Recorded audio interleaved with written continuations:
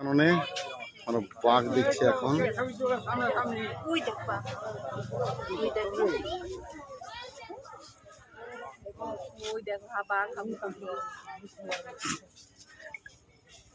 নন্দনকাননে এসেছি আমরা বাঘ দেখতে, অজস্র প্রাণী দেখলাম, এখন বাঘ দেখছি আমরা।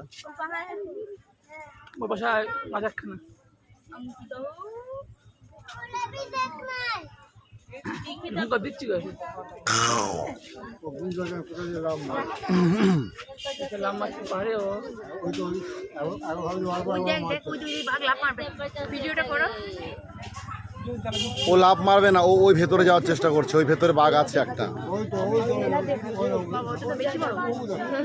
ও লাম মেরে লাম জীবনে মারি